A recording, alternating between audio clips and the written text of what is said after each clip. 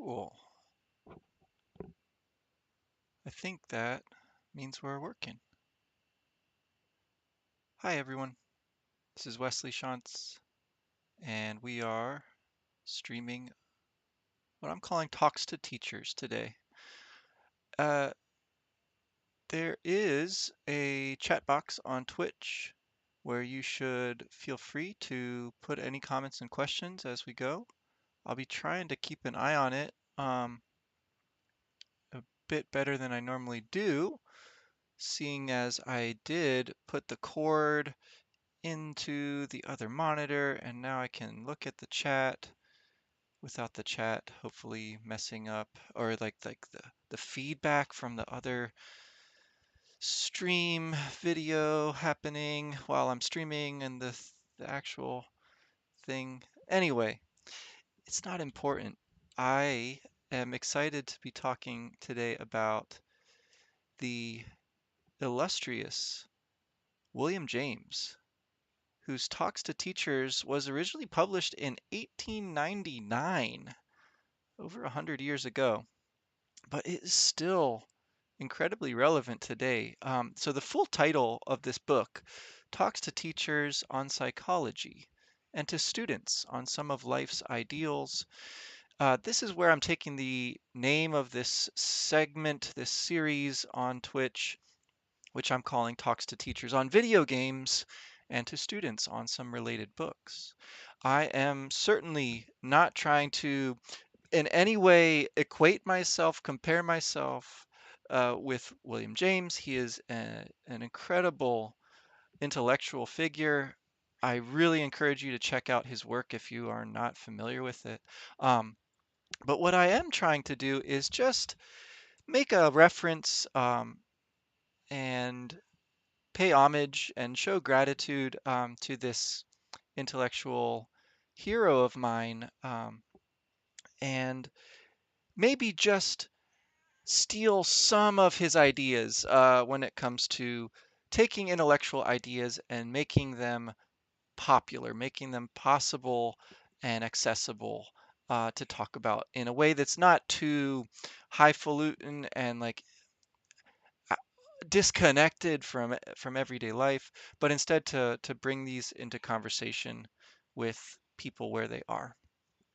That's the idea here. I think we've always been sort of doing this with Signum on Twitch, but just to have this sort of point of connection with someone who's specifically interested in education. Um, so up till now, I have been talking about video games quite a lot as it is, and I've been doing that by showing you all other people's videos of the games because I am not one of those streamers who's able to play a game and talk about it at the same time. That just seems a little bit like just talking to the screen is weird enough for me. It's difficult enough to throw this other element in there of me playing a game while also commenting and thinking about it. Uh, I'm sorry. I think I'm too old a dog to be doing that. And I know that people do it, and more power to them. But for me, I'm going to just stick to texts when possible, like books, or I can think of a video stream of a video game as a text in a very similar way because I'm not engaged in producing it. It'd be like if I streamed myself writing, uh, you know, blog posts or something. If I did that, it'd be really hard for me to pay attention to what I was writing and also talk about it in a way that would make sense to anybody else. So, in short, um, what I'm going to be doing here is instead of showing videos of video games for the next little while, I'm going to be just talking about them instead. Um, I'm going to do this with reference to people who have thought a lot about teaching and what it means to teach well, to do a um, to do a good job at being a teacher. Um, because I feel like I really haven't been able to pull that off on Twitch so far. So I'm going to try a different approach here. Um, yes, even showing the videos of people playing video games was just too distracting for me. I couldn't keep up with that.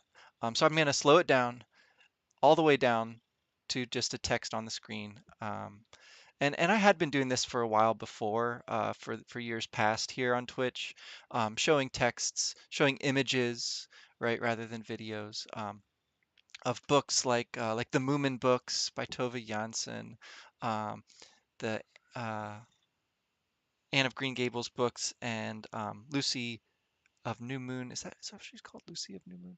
Oh gosh, I can't even remember her name. But great books. I have a terrible time with names. Um, but I was just thinking about ways to bring this stream back, even though Signum Academy is going to go dormant for a little while here. So this is no longer particularly connected in with Signum Academy. Those programs are being shelved for the moment. But instead, this is just a thing that I get to do. I guess I'm sort of grandfathered in at this point. I have been doing this for a while, and they're graciously allowing me to just continue doing this on the Signum University channel. So here we go. Talks to Teachers. Um, this book is a series of lectures that William James gave, and they are collected in the form of a text, because in those days there was no such thing as Twitch or video games or radio even or TV.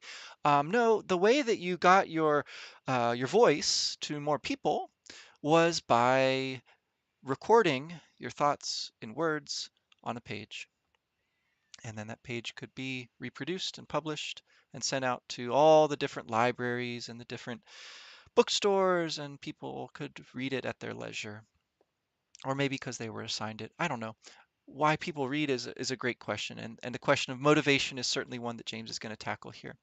But this is all just to say, what we are dealing with is exactly the same sort of project as what we're doing right now in this moment through Twitch. We're just seeing William James do it through a very different medium, the medium of the book, recording his lectures. Now, it would have been amazing to see William James talk in person. I have it on good authority that he was an amazing teacher. His lectures were some of the most popular ever, or at least at that time. Um, and his work as a psychologist is best, um, I think, best seen in the light of his work as a teacher. His project of engaging people's minds and helping them better understand themselves and their own uh, perception of the world, their own inner life. The idea of the life of the mind, of the imagination, is something that James is very interested in, especially towards the end of this book, where he gets into the talks to students. Um, but he's also very well known today for his work on the so-called varieties of religious experience.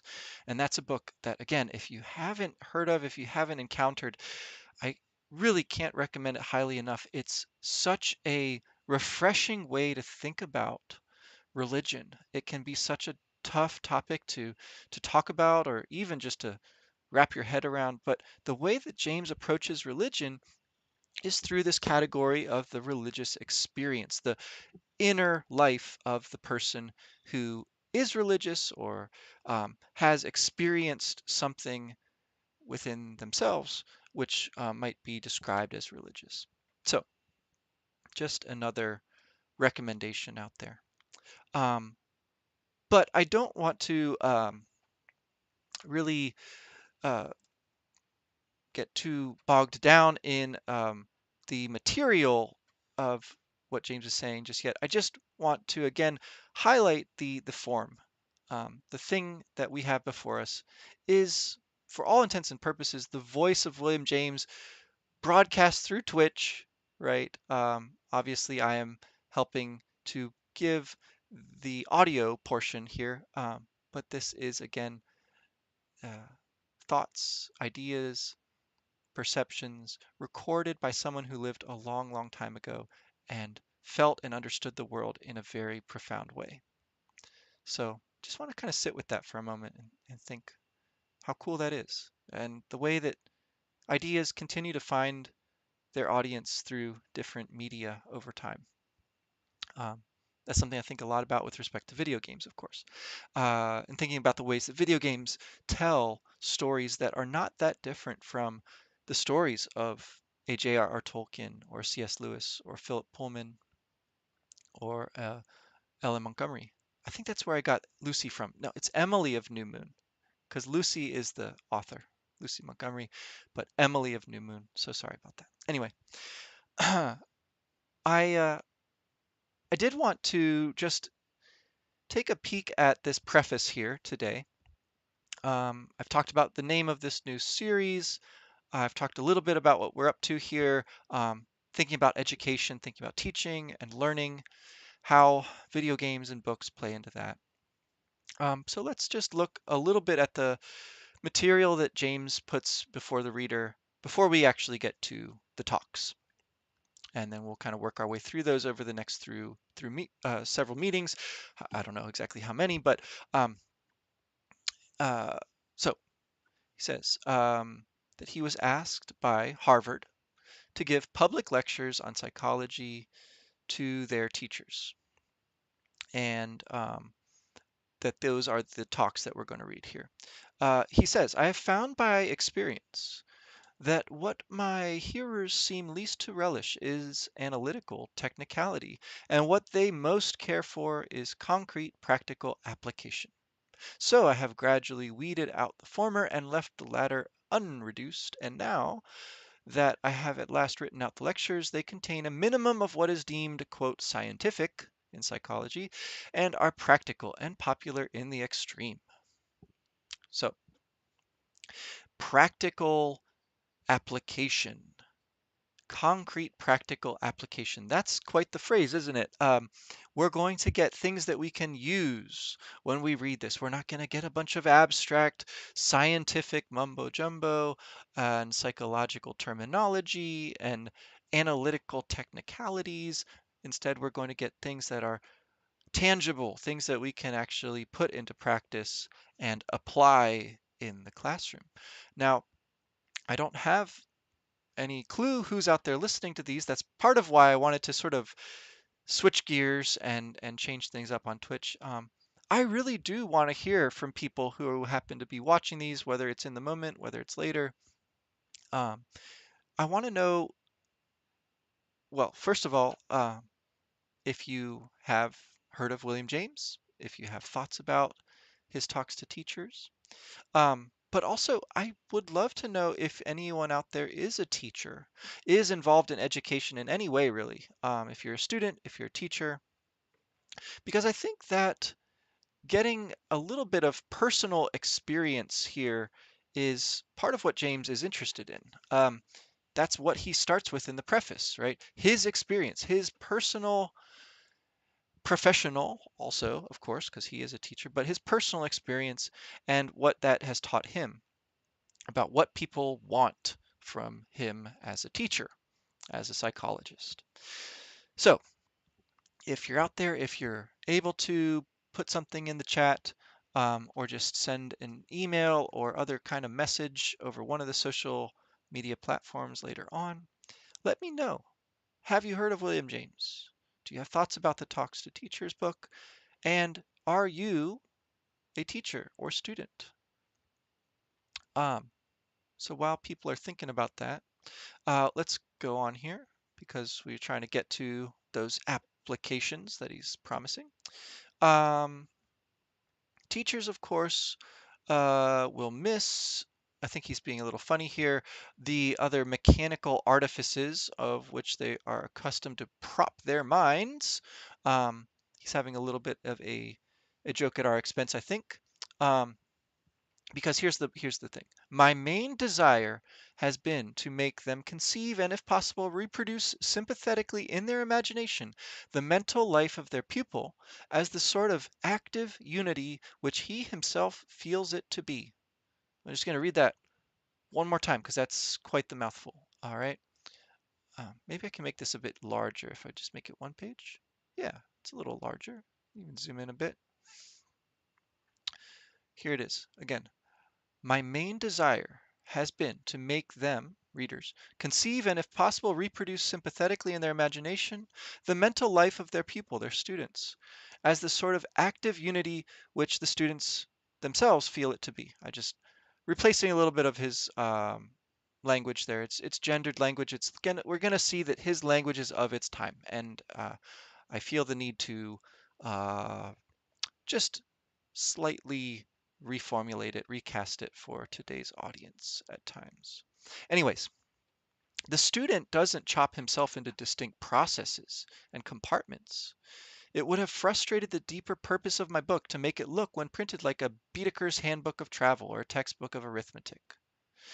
Okay, so again, he wants teachers to understand, to imagine to themselves sympathetically what it's like to be a student, to have the mental life, the inner experience of being a learner, right? And we should all be able to remember what that's like. Um, because the learner doesn't feel that he or she is a series of compartments of different processes, but what he's calling an active unity instead. To learn, to be a person and to learn is to be some kind of active unity. And so we're going to get a kind of informal and more realistic approach to delivering this information. We're not going to get a bunch of textbook like blocks of text here, blocks of text there, chopped up in that way. All right, so we're just going to get the stream of the lecture. I think that's pretty cool. It's a lot like a Twitch stream. Okay. Then he says a word about the talks to students. He says these were written in response to invitations to deliver addresses to students at women's colleges. The first one was to the graduating class of the Boston Normal School of Gymnastics. Properly, it continues the series of talks to teachers. So the first is going to continue the series of talks to teachers, because these, after all, are people graduating and becoming teachers. That's what a normal school is. It's a school for teachers. In this case, they're all women. So again, some of that gendered language coming in, because after all, that's the gendered world that he's a part of. That's the historical time that he's in. Anyway, the second and third address belong together and continue another line of thought. I wish I were able to make the second, on a certain blindness in human beings, more impressive. It is more than the mere piece of sentimentalism which it may seem to some readers. It connects itself with a definite view of the world and of our moral relations to the same. So, I'm going to go on and say some more about that philosophy that he's interested with, but just suffice it to say for now that of all the parts of this book, the one that is best known, I think, the one that gets kind of pulled out and read on its own most often, is probably that second talk to students. Sorry, the second talk to students um, on a certain blindness in human beings. It's a marvelous, marvelous piece of psychology, philosophy, perhaps pop psychology or popular um, self-help, you might even call it. And I don't say that in any way to disparage it. I don't think it is a mere piece of sentimentalism, as he says here.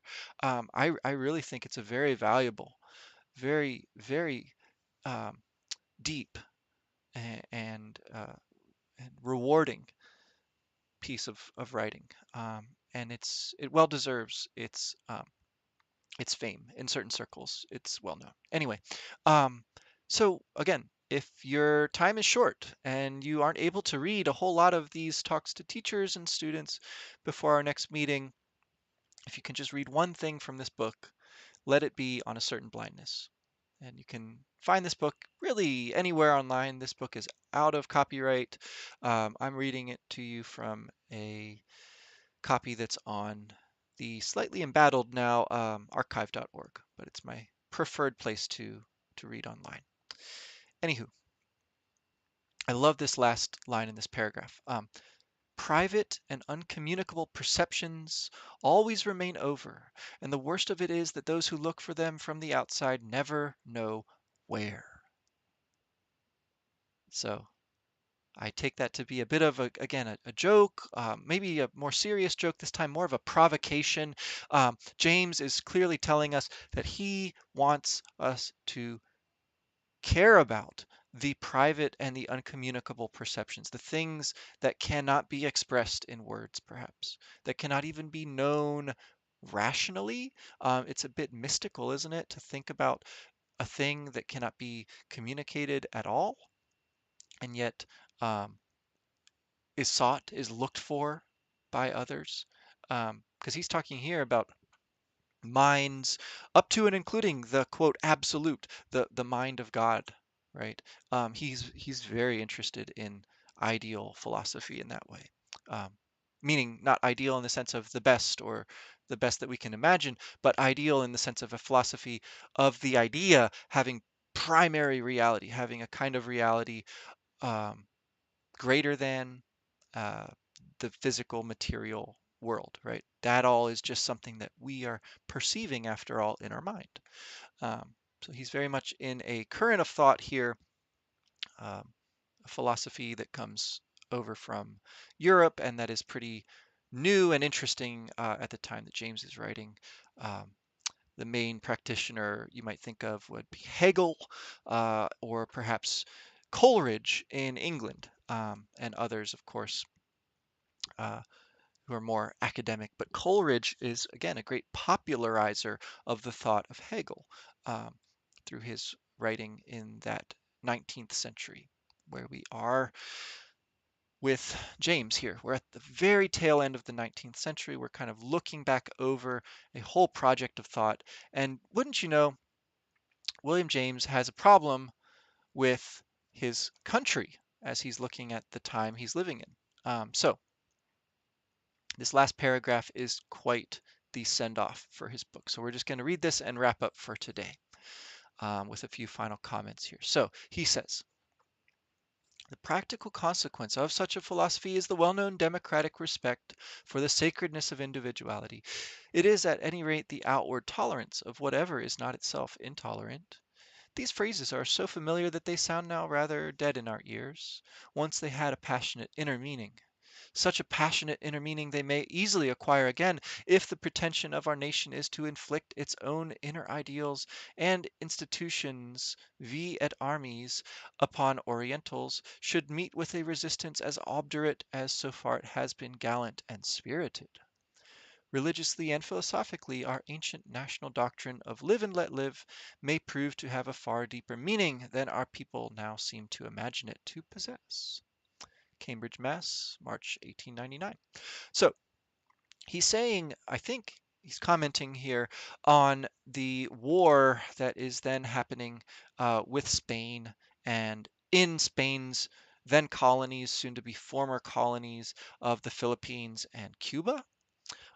So in the Caribbean, in the Pacific, there is a war going on between the United States and Spain. It's a war that is not really that well remembered anymore, the Spanish American War. But it continues to resonate to the present day because those places are still marked by that conflict and by that colonial project that Spain and certainly the United States is also engaged in. And again, I'm going to just note that James's language is of his time. He speaks of Orientals, where we would probably not use that word anymore, but would speak about the particular nations and people in question rather than lumping them together in that way. Um, so people from the Philippines, people from other places that Spain was dominating for some hundreds of years at that point. Um, and that the U.S. is dubiously liberating. We could say is taking over, is seeking to Uh, if not directly colonized, then certainly to establish closer political and, more importantly, economic ties with. So James doesn't directly talk about the war, but he uses this phrase, "vi et armis," so force and arms. Um, in Latin there. He's showing his learning. He's again, I think, having a bit of an ironic joke at his readers' expense, but certainly trying to demonstrate that sense of sympathetic understanding with other people that he's been talking about. He is rooting for the underdog here, for the people who are fighting against the arms and force coming at them from outside. So James has a lot packed into this preface. It's short. We didn't read all of it, but I think that you can get the flavor of his thinking and certainly of his language here. He's again immensely scholarly and learned, but he's really trying to put things in a way that is going to be understandable, interesting, readable for people. Um, he's funny. He's a very engaging speaker and writer. Um, uses humor, uses irony, um, uses political commentary, although it's subtle here, and ways of making things at all times and in all ways relatable to his audience, something that you can really feel and care about. Um, and again, that is what I'm asking of myself, and what I'm hoping that my listeners out there will get from this. Something that is useful, something that is connecting with you. And again, please, you can literally just write to us at any time there in the chat on Twitch. You can write to us at Signum anytime through email or on other social media. Um, I am not the Tolkien professor, just to make that really clear if it wasn't yet. My name again is Wesley. I am just a participant in Signum's programs, and one who for a while now has been participating in this way on Twitch, trying to find an audience for some of the things that I think are interesting about the ways that Tolkien and other writers of fantasy still have an impact on popular books and video games today. Um, I'm speaking now to more of a audience of teachers and adults, whereas for the past couple years, this time has been dedicated to students and younger people. I don't want to scare all the students away. I don't want the young people to just say, "Oh, this is not for me anymore," because it absolutely is for you. All right, these are talks to teachers and to students, and the idea is that if you have thoughts about them, you'll talk back, and I'm here to listen. Um, so I'm happy to hear from anyone. Thoughts on William James, if you've heard of him, if you haven't, if you take a minute to check him out. Thoughts on the talks to teachers and to students in particular, if you get a chance to read this book before next week, do let me know. Let me know what questions you have. Let me know what thoughts you have about it. And yeah, and just what is your role as a teacher, as a student? What sorts of things are you thinking about and might you be interested in discussing in this time and space? So, those are my requests, my invitations to all of the people on the Signum U Twitch. Um, and we'll be back in 2 weeks. We do this every other Monday, first Monday and third Monday of every month. Um, we'll be seeing you then in a couple weeks to talk more about William James and the origins of this idea of the talk to teachers. But also, we're going to get into some of those practical applications, like what is this for? What can we do with this to better serve our students, to better understand where they are coming from and what it's like to have that mental life, that inner life that James is so interested in exploring here. All right. Thank you all for tuning in. I'm going to let you all go unless there's any final comments or questions. Anything at all in the chat? We can jump back in next time. I'm going to try to keep these sessions relatively short, just so everyone can, well, hopefully feel not too much pressure or or stress about the time they're committing here. I really think that a little discussion is valuable, but then the reading and especially the application on a real actual classroom experience is going to be where this is going to pay off the most. So try something out, come back the next week and tell us all about it. Okay. All right. So that's our time for today. Thank you, everyone. And we'll see you in a couple weeks. Goodbye for now. Take care. So long.